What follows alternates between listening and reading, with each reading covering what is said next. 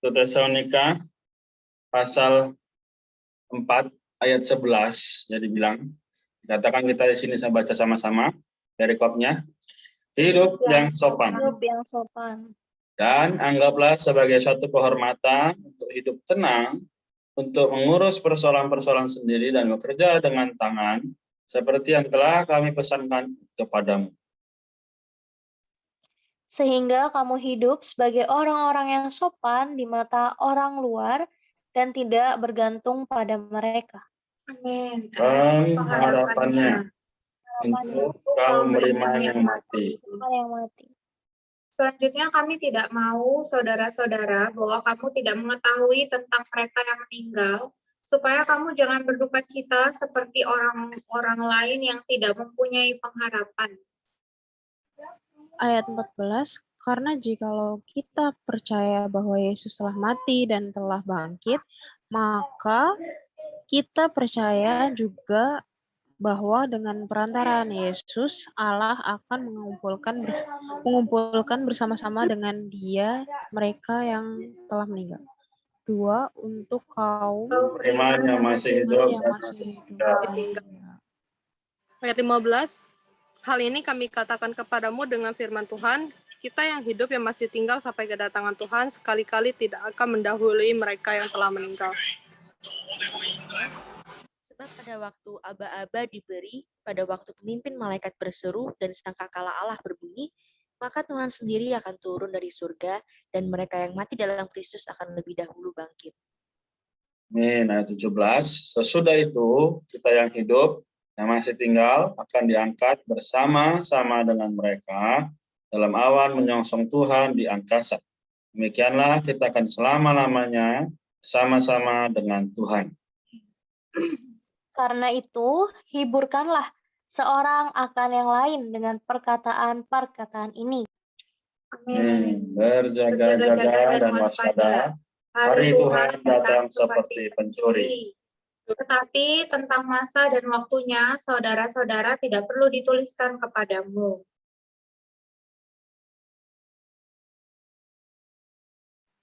Ayat 2, karena kamu sendiri tahu bahwa benar-benar bahwa hari Tuhan datang seperti pencuri. Ya, selanjutnya. Ayat 3. Ayat 5, karena kamu semua adalah anak-anak terang dan anak-anak siang. Kita bukanlah orang-orang malam atau orang-orang kegelapan. Oke, skip ayat 3, diulang lagi nggak apa-apa. Oleh Ayat 3 ya? Ya. Oh, maaf.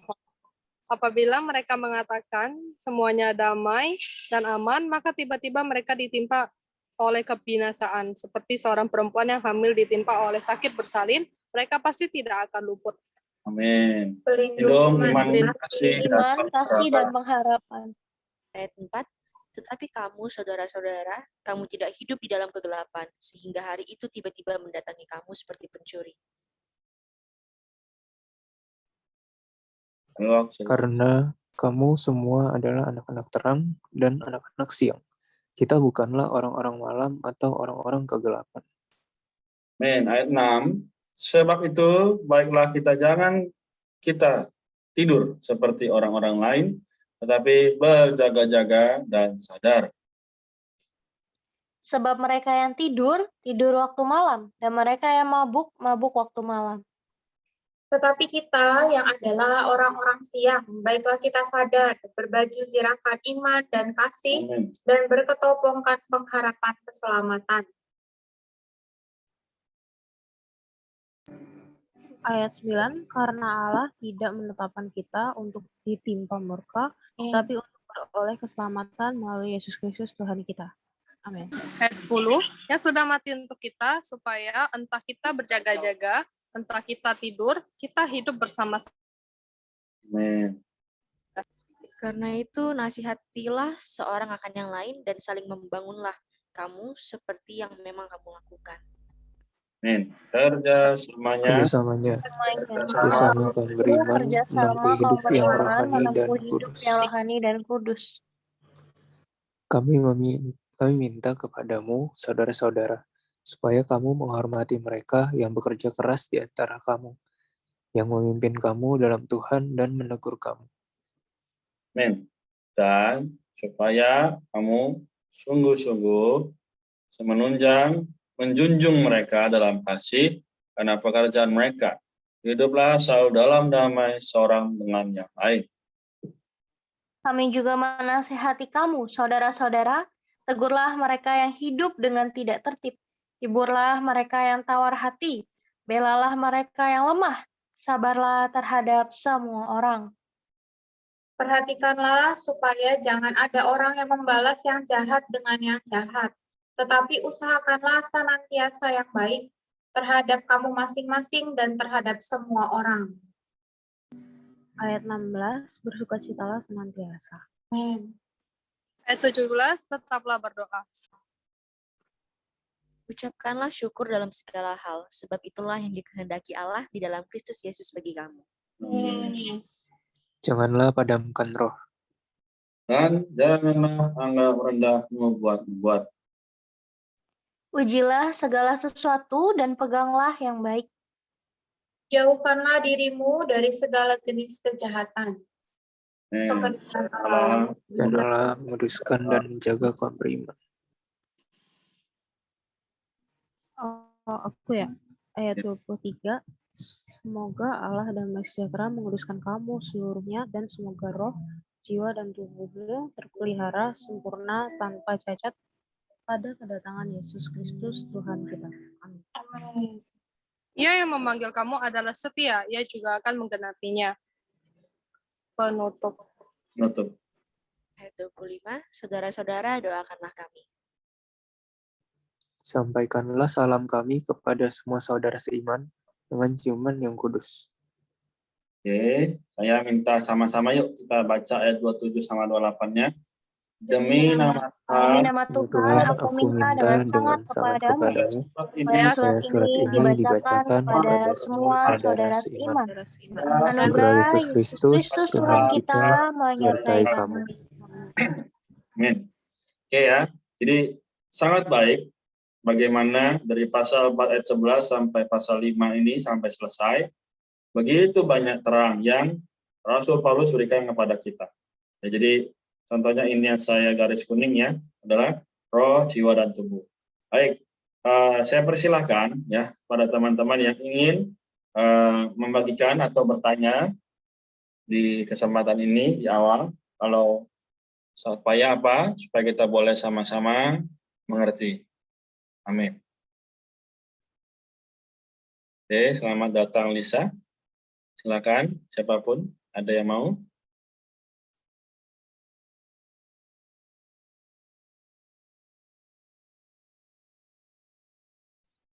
Oke, baik. Jadi mungkin saya akan izin terlebih dahulu ya untuk membagikan bagaimana supaya firman ini juga bisa kita mengerti. Nah, tadi sudah kita baca dari ayat 11 pasal 4, yaitu mengenai hidup yang sopan. Lalu selanjutnya dari berikutnya dikatakan pengharapan untuk kaum beriman yang mati, juga untuk kaum beriman yang masih hidup dan masih tinggal. Ya, kemudian apa? Harus berjaga-jaga dan waspada karena hari Tuhan datang seperti pencuri. Dan pelindung iman, kasih, dan pengharapan. Dan selanjutnya, bagaimana kerjasama kita, yaitu menempuh hidup yang rohani dan kudus. Dan yang terakhir adalah menguduskan dan menjaga kaum beriman yang adalah pekerjaan Allah. Jadi ini juga penting ya, bagaimana ada pekerjaan Allah, lalu bagaimana kerjasama kaum beriman dengan Allah. Oke, saya minta waktu sedikit. Jadi dari ayat 11 ini kita telah lihat ya bahwa memang bagaimanapun situasi di Tesalonika, Rasul Paulus dan rekan-rekannya begitu mengasihi jemaat di Tesalonika. Sehingga apa? Bagi mereka yang tanda kutip mati secara fisik, ya, di ayat 13 dibilang, selanjutnya kami tidak mau saudara bahwa kamu tidak mengetahui tentang mereka yang meninggal, supaya kamu jangan berduka cita seperti orang-orang lain yang tidak mempunyai pengharapan. Nah, di sini saya juga beberapa waktu lalu baru sadar, kenapa ketika orang meninggal, jangan terlalu terlarut oleh kedukaan. Karena sebenarnya orang yang meninggal dan di dalam Tuhan itu punya pengharapan. Ya, pengharapan akan kebangkitan. Di ayat 14 dibilang, nah jika kita percaya bahwa Yesus telah mati dan telah bangkit, maka kita percaya juga bahwa dengan perantaraan Yesus, Allah akan mengumpulkan bersama-sama dengan Dia mereka yang telah meninggal. Nah, teman-teman percaya nggak di sini akan firman ini? Ya, kalau teman-teman percaya, beriman, boleh berikan reaksi, ya entah itu jempol atau apapun. Ya, kita sama-sama melihat bahwa ini bagaimana situasi ketika kita mempercaya Tuhan. Ya, kita percaya dalam iman, dalam hati, bahwa setiap orang yang meninggal, kalau mereka mengasihi Tuhan, pasti akan punya pengharapan akan kebangkitan. Ya, jadi sekali lagi untuk itu, ya Paulus lanjutkan lagi bahwa di ayat 15 sampai 18 dikatakan apa? Hal ini kami katakan kepadamu dengan firman Tuhan, kita yang hidup. Nah, sekarang berarti kita yang hidup ini yang masih tinggal sampai kedatangan Tuhan nanti. Sekali-kali tidak akan mendahului mereka yang meninggal. Artinya apa? Hari ini kita yang masih hidup harus menjaga iman kita. Harus menjaga bagaimana kasih kita terhadap orang lain, ya. Maka teman-teman sekalian, dalam malam hari ini kita juga melihat dan mengalami bagaimana Tuhan terus berbicara. Nah, selanjutnya di pasal 5 ayat 1 sampai 28 berkata bahwa kita harus berjaga-jaga. Ya. Dan poinnya ada di mana? Di ayat yang tadi ke-23. Nah, roh, jiwa, dan tubuh kita terpelihara sempurna. Nah, dengan cara apa? Semua yang ada di ayat 1 sampai 22. Nah, jadi sekali lagi, maka kita membaca kitab tiap hari, ya, membaca firman Tuhan supaya apa? Kita bertumbuh. Sama seperti ada lagu, baca kitab suci, doa tiap hari kalau mau tumbuh. Ya, jadi sekali lagi, bukan dorongan dari saya, bukan perkataan dari saya, tapi ini semua adalah perkataan dari Rasul dan telah mendapatkan pewahyuan dari Tuhan. Amin. Saya sampai di sini, nanti kalau waktu lagi mungkin saya tambahkan. Persilakan kepada teman-teman yang lain yang mau share.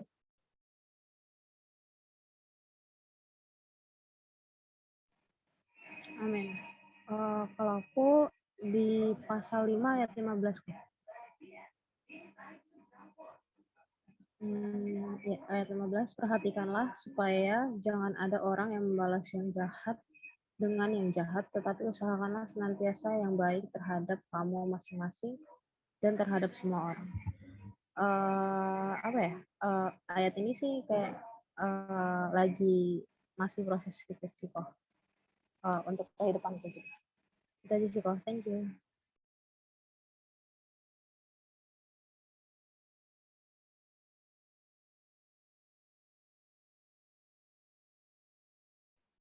Amin. Ada yang lain? Aku terkesan ayat 15, 16, 17, 18, 19.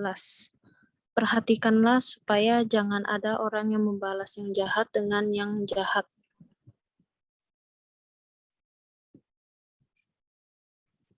Sorry. Oh iya. Tetapi usahakanlah sentiasa yang baik terhadap kamu masing-masing dan terhadap semua orang. Bersukacitalah sentiasa. Tetaplah berdoa. Ucapkanlah syukur dalam segala hal, sebab itulah yang dikehendaki Allah di dalam Kristus Yesus bagi kamu. 19. Janganlah padamkan roh. Amin.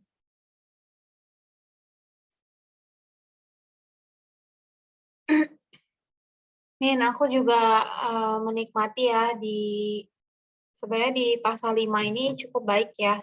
Dikatakan di perikopnya itu hari Tuhan itu datang seperti pencuri ya. Kalau misalnya orang nyuri, dia nggak mungkin kasih tahu ya sama orang yang dicuri, aku mau nyuri loh malam hari ini, kan nggak mungkin ya.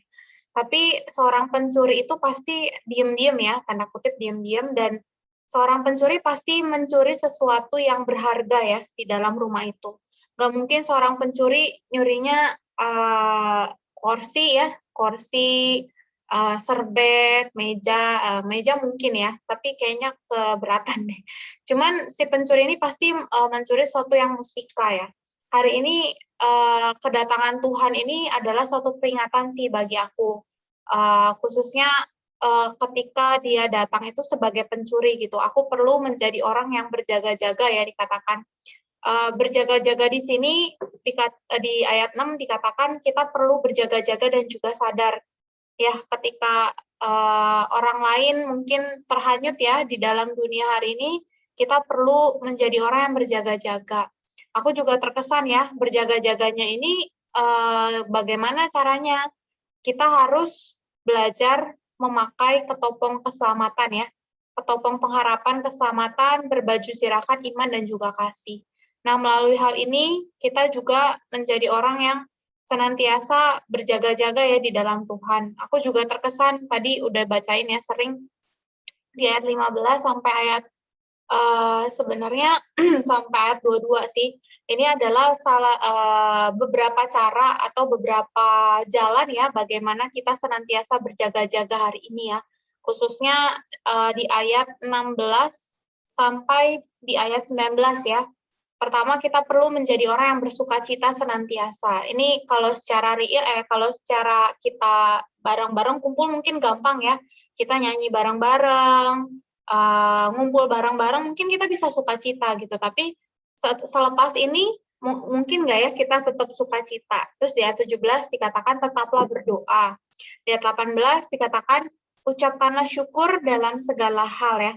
Jadi ini juga cukup susah ya, kalau misalnya kita temui kesulitan atau kendala, bisa nggak ya kita masih tetap mengucap syukur ya di dalam Tuhan. Nah ini menjadi satu beban ya, juga menjadi satu hal yang harus kita perhidupkan hari ini.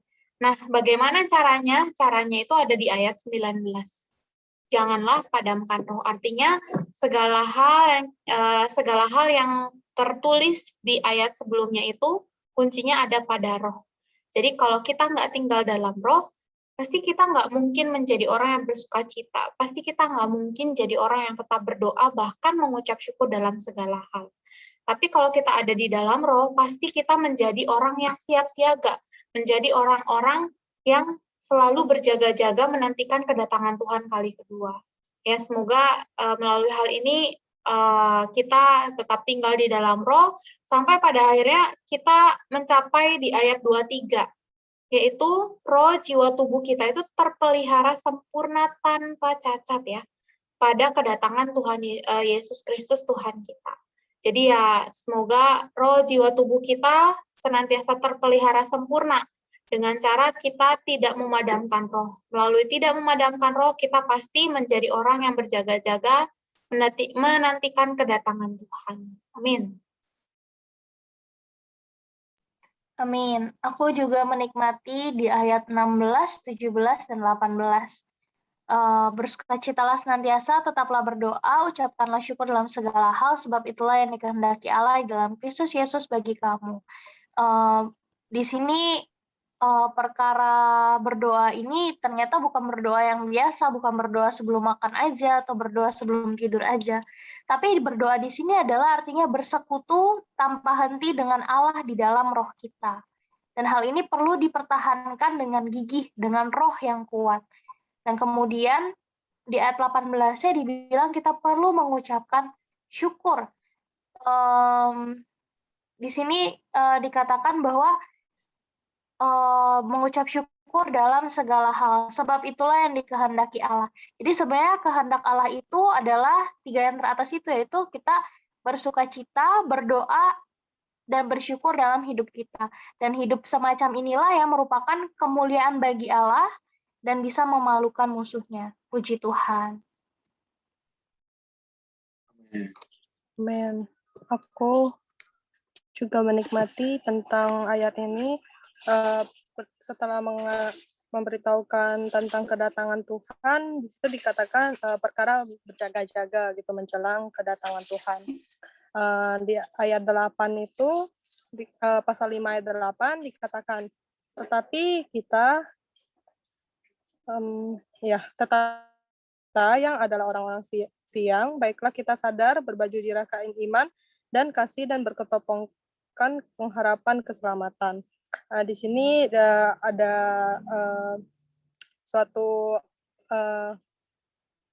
pemberitahuan gitu untuk kita berbaju jirakan iman dan kasih gitu. Dan perkara berjaga-jaga ini kita harus mempertahankan iman kita gitu. Sehingga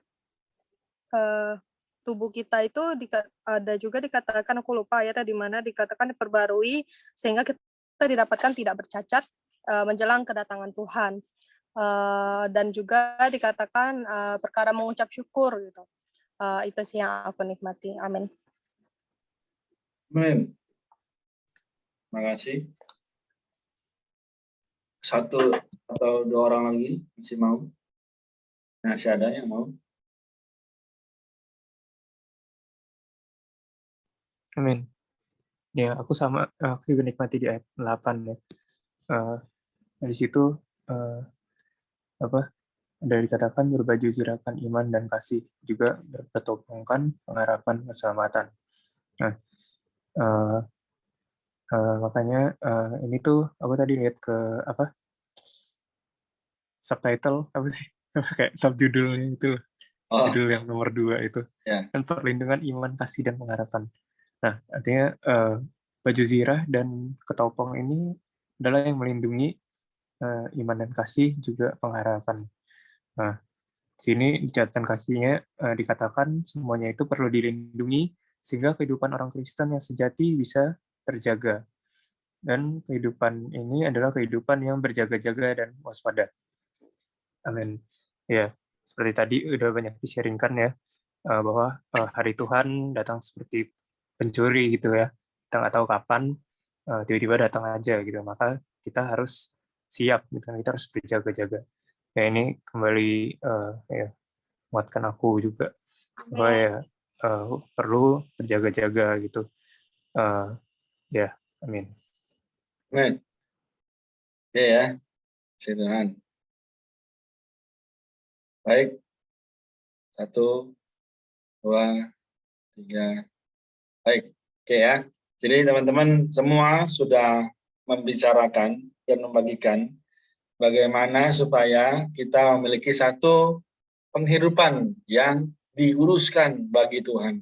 Nah, kalau semua tadi disatukan ya, menjadi satu kesatuan. Kalau tadi semua sudah share bagaimana hari ini, bagaimana harusnya, dan ini harusnya menjadi satu lentera ya, atau pelita yang membawa kita maju. Dan ini sesuai dengan Mazmur ya, dikatakan, firman-Mu itu pelita bagi kakiku dan terang bagi jalanku. So, kalau hari ini masih ada yang nggak bisa jalan dengan kudus, belum bisa hidup dengan baik, nggak usah khawatir. Ya, Kristus mengirimkan pasti orang-orang di sekitar kita. Ya, seperti sekarang kita ada 7 device di sini, saling menguatkan, saling mengingatkan, supaya apa? Kita kudus dan tak bercacat. Terutama roh, jiwa, dan tubuh. Dan kalau roh ini sudah dikendalikan, maka roh ini akan meluas ke jiwa sampai ke tubuh, maka semuanya akan apa? Memiliki satu tujuan, yaitu dikuduskan bagi Tuhan, dan Tuhan dimuliakan, maka kita akan juga diserupakan dengan kemuliaan tersebut. Baik ya, jadi teman-teman malam ini saya rasa cukup. Kita mengucap syukur atas firman malam ini ya. Oke, kalau begitu semoga firman dalam 1 Tesalonika pasal 1-5 yang kita telah baca bukan sekedar lewat, tapi bisa menjadi satu dorongan bagi kita untuk apa? Lebih mengasihi Tuhan, lebih mau hidup kudus. Memang lingkungan sekitar kita sulit untuk hidup kudus, ya, entah itu pergaulan, entah itu lingkungan rumah, apapun itu, pasti iblis mengerjakan banyak hal. Tapi sekali lagi, maukah kita sadar dia, maukah kita hidup di dalam dia, ya, itulah gunanya firman Tuhan. Menguduskan, membersihkan, juga mengajarkan kita. Amin ya. Jadi ini yang bisa saya bantu simpulkan secara singkat. Oke, sekarang kita akan berdoa, ya, kita tutup pembacaan kita malam ini. Lalu ada beberapa pengumuman, ya.